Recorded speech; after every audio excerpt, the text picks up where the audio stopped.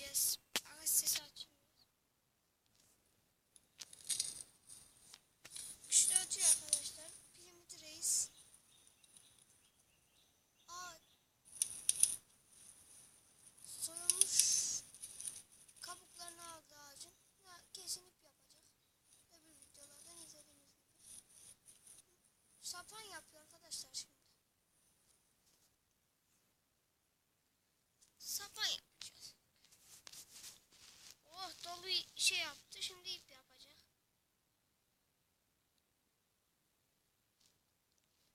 İp yapacak. İp yapıyor. Çeyrek birleştiriyor. Aha, ip böyle yapılıyor. İp fabrikasından farklı yapıyorlar ama bu adam kendi yapıyor.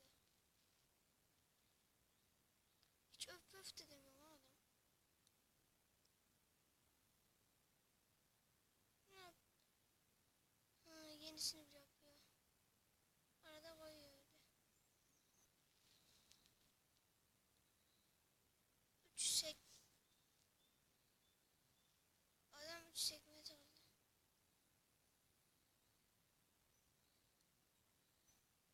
Reis ne yapıyorsun? Oo.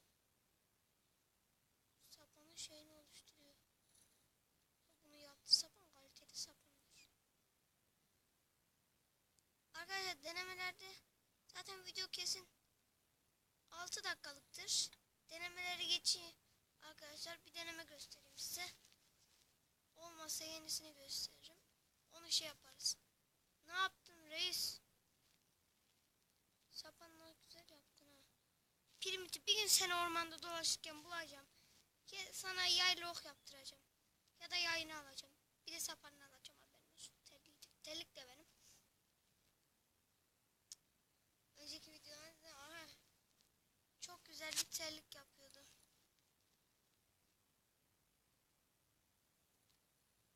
Ha, biraz ilerleteyim arkadaşlar.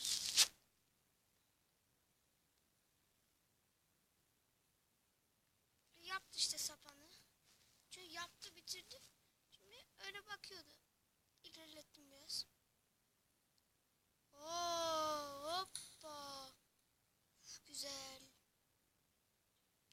Wow, wow, wow. Hoppa. Aferin.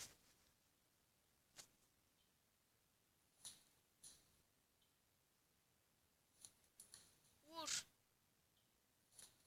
Bir daha.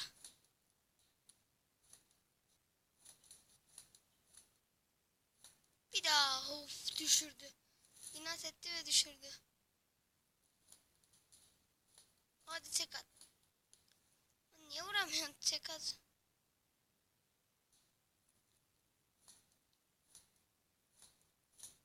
Atlı taşların hiçbiri gitmiyor arkadaşlar. Sonrasında ne oluyor? Ben onu merak ettim.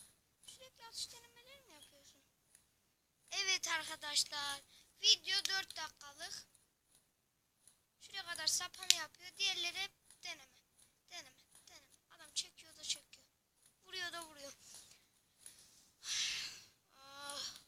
Abi neyin atsın? Hadi bitir ya. Hah.